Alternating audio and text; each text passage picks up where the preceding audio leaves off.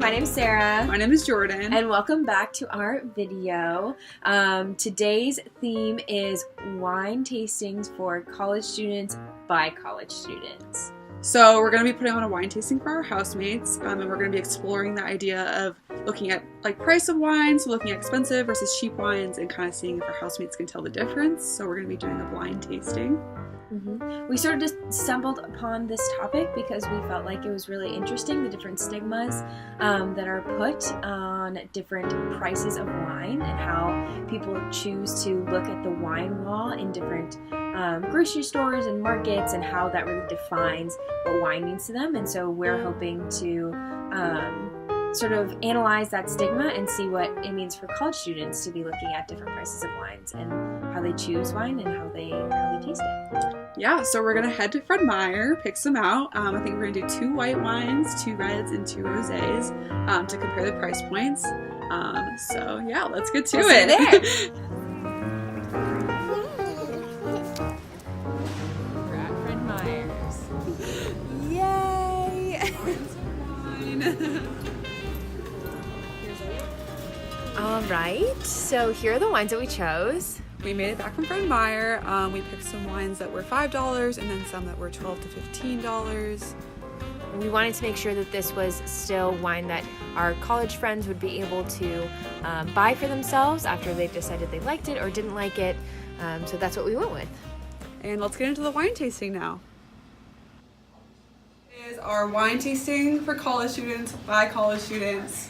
We're going to be looking at the differences between cheap wines and expensive wines, so it's going to be a blind tasting.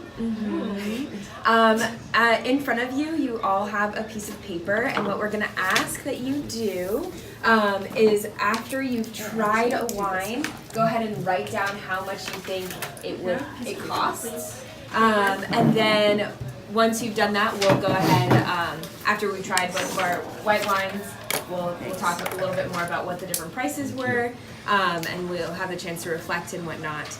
And then we'll do that for all 6 of our wines and go from there. Yeah. So this is our first white wine. I believe I'm gonna. It tasted bitter, very bitter. Yeah, bitter. What did we smell? Burns the throat. We smelled some nice dry. alcohol. Is it dry? I'd say dry because it dried out my mouth, and also it wasn't sweet. Oh, so. is it dry expensive? No. I don't think it has to, right? Yeah. Dude, This one tastes a lot sweeter to me, which I associate with being cheap, but I don't know if that's true. I feel like it's really hard to tell if it's expensive or not, because you have a really cheap wine that tastes good and an expensive wine that doesn't taste that good. So it's not really how good you think it tastes. It's kind of arbitrary. Yeah. But then, why would you choose the more expensive wine that doesn't taste as good? So I'm done with this Because one. people do it just because. Okay, so we're going to do a little vote to see what you guys thought. So we're going to raise your hand if the first one was the cheapest and the second one was the cheapest. So you think the first one was cheaper? Raise your hand. So. I want the first one to be 3. You want the first one to be cheaper? Did you like that one better? No, it's bad. Okay. Yeah. Okay. Okay, the second one? Okay. So Amazing. we were wrong. So we're gonna give you our notes, and you're right in saying that it was a Pinot Grigio, but it's actually Barefoot. So the second wine that you tasted. So was, a little, yeah. do you want to give a little blurb?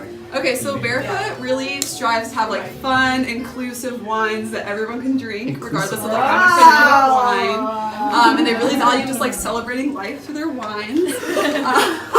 So this Pinot Grigio is made in California. It falls in the middle on the dry sweet scale, which is interesting because it's really sweet. But compared to the other ones, I guess it's not as sweet. And it has tart green apple flavors with a white peach undertone, floral blossoms, That's what it was. citrus Peach. aromas. I taste peach. I never taste any of that. So out of the 2 that you tasted, this was actually the cheapest one. And the second one? Well, the first one that you tried. Oh, the first one. This is one that I have never heard of before. The Recipient. Yeah. It's a Chardonnay. Oh. And this, yep, I'm gonna put this down. This wine was $13.99. Wow. And it was made from a winery in Santa Barbara. The style of wine is like fruity and crisp. Did everybody experience that? No? I experienced the crispness. Sweetness says that it's fruity. And there's flavors of ripe apple and honeydew melon, nutmeg perhaps. Yeah. Apricot orange and yeah. That one is Cheesy. I didn't say cheesy. It smells like an aged cheese. It tastes good. I'm gonna say $7 because I think red is more expensive than white wine. three-way pour, I don't know. baby. I think it's more expensive. Four-way pour. Because it's fancy. I think red wine's associated with like adults. Yeah. And white wine is associated Well, because you know how like you have to drink red wine in, like bigger glasses, so I think that's why. It's the I bigger didn't thing. like red wine though until later. Like I liked yeah. I always drink white wine as a kid. No, like. Put that in the documentary. Do the first one. Okay, raise your hand. I think the first one was the cheap one. Okay, Connor, Callista, and Gabby. Okay. Okay. And second one? Okay. All right. Okay, I used to like not mess it up. Okay, so the first one was $3.33. What? And do the reaction. That's crazy. I need that Well, you one. probably It's so get good. Okay. I'm trying to align with you. That's actually so concerning. That is not okay. What was it? What? So it was a wine that we only bought one of them, but it was on a deal for three for $10, and then individually was $3.33. So it was that one. And the thing about it is that it is like the Fred Meyer brand, like the Kroger store brand. But then what they do is they put a different label on it, to kind of make it look like more authentic and like it's from this like you know like I don't know. Because people are like way more likely to buy it if it has like a nice little label on it than like Isn't that like Kroger false brand. advertising? That's something we talked a lot about in our class. So that's kind of part of what contributes to being so cheap. Oh wait. Yes. I heard though, because the Met now has their own like Met wine, Yeah. and it seems like pretty expensive. And Yeah. I was hearing that they like mark that one up. So maybe it's just because it's the Met, which is seen as like a fancier grocery store. Yeah. Well, they also food critic in Reddit too. So how much was this one? $11.99. Wait. Yeah. I am so bad at guessing. Go away. Get away. Do we have our guesses? I think the first one is more expensive. More expensive? Yeah, but Emma disagrees. The first one was cheapest. No, it tasted better. So I think the worst tasting ones are more expensive. Interesting. I do. Gabby, do you agree? The scar. All I know is this one's bad. I don't like. Yeah, I also don't You like the like second. it, I don't you like like the second one. Okay. It was $11.99. So the second one was from a place called Iraq. It's made in Oregon and Willamette Valley. It especially specialized in Pinots and won a competition early on that kind of contributed to Oregon's success as a Pinot, like well-known place. And yeah, do you guys know how like rosés are made? Okay. So generally, basically they like limit how much like color is extracted from red wines, and then how much like the skin has stuff called tannins that's removed from the red wine. So they like limit how much of that so it has a lighter color. Tastings, do you think you learned a little bit? Yes. Very enjoyable. I'm perplexed on why expensive wines are a thing. And they taste disgusting. And they taste disgusting, unless it's like some sort of mature taste bud thing that once you're older you don't require a sweet. Yeah. You don't prefer a sweet tasting wine over bitter dry wine. Well, confusing. Okay. Okay. Yeah. My favorite wine was the Yellowtail Pink Moscato because it was sparkling and I liked the added texture. Also, it's very sweet, which I love that in a wine. What was your favorite? I also really like the Moscato. I think that was my favorite. I also really like the storyteller. I thought that was pretty good too. which not a lot of people liked. A lot of people liked the first Yeah, that red was wine. disgusting. I didn't like that. You one. don't like the storyteller? It wasn't as flavorful I liked as it. the other red. Okay, I liked the Red Bay Bridge Fred Meyer brand. I thought it was more pricey because it was more flavorful, but I was wrong. It was the cheapest wine you guys got. It was the best wine. I really, really liked it. It was my favorite. I was surprised that I liked the cheaper wine better for the rosé and the red because I expected myself to like the expensive wine more than the cheap wine. So good job. Yeah. If anything, it left me with a lot of questions like, why is there such a large price difference when like they taste the same? They taste the same, or the cheap one tastes better. Maybe like I was thinking like maybe because there's like more alcohol content in the But I think they have most. in the expensive one. But also like, do the people that pay for the most expensive ones? But like, then you also talk about want? the star rating things, and that's like, it's one guy doing all of that, and that's simply ridiculous. It Just really saying. is. Because if one guy is tasting it, what if he has a different palate than you? It's a big debate. I don't know. I don't know. Seems like And it's kind of a shame. how Okay, my idea of wine kind of comes from college because my parents don't really drink that much. But whenever I think of wine, I think of either like super fancy or like super cheap, $2 chuck. Oh my god. So either like really bad or really good, and in my mind there's like not an in-between, which I guess tonight I learned that there's definitely middle ground.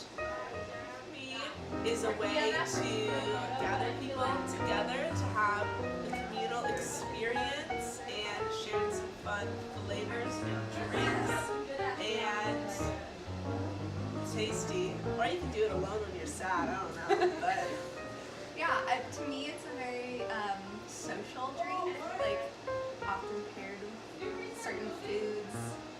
Yeah, it's fun. My idea of wine comes from my parents, and they don't drink a lot of wine, but when they do, it's a social thing. So I think my idea of wine is knowing a little bit about what the wine is and like having it as a social thing and talking about it with other people. Hi everyone, we're back. We finished our wine tasting with our friends. It was a lot of fun. Everybody really enjoyed it and Yeah. learned a lot. Yeah. We have a few conclusions to draw from it. Yeah, so our friends kind of showed a lot of the ideas that we have been like seen in like our class and have been talking about, and things that kind of we've learned. They all talked about how they expected to really enjoy the higher priced wines better, and a lot of them were surprised by the fact that they like the cheaper wines more.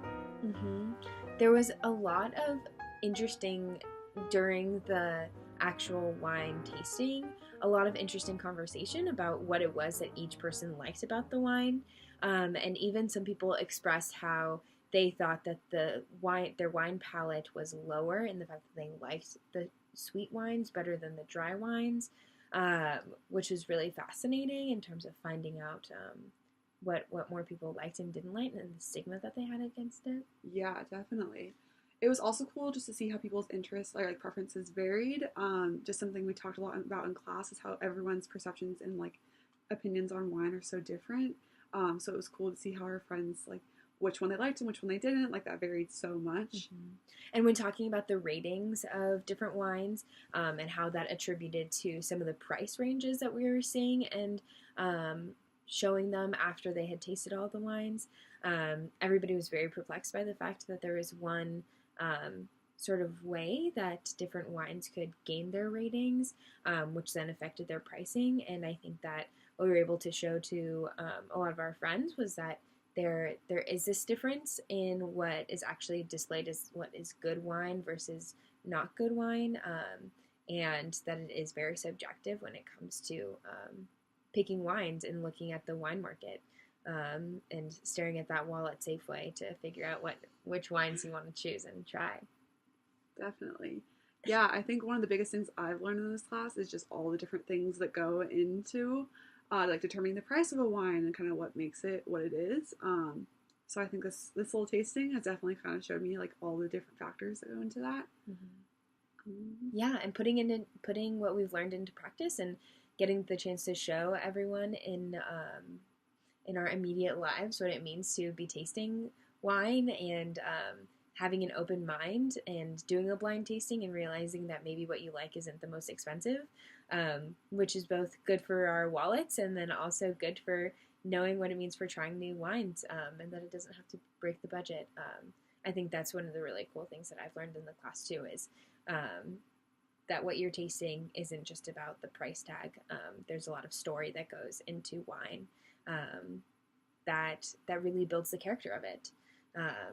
So stay tuned for our next episode on exploring Chilean wine and what it means to be understanding the culture and dynamic of a wine and how that affects its price tag, and how people enjoy it.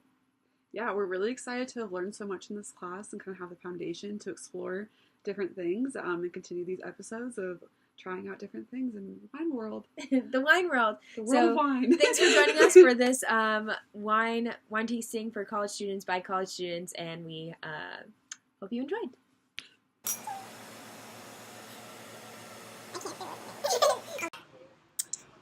Awesome.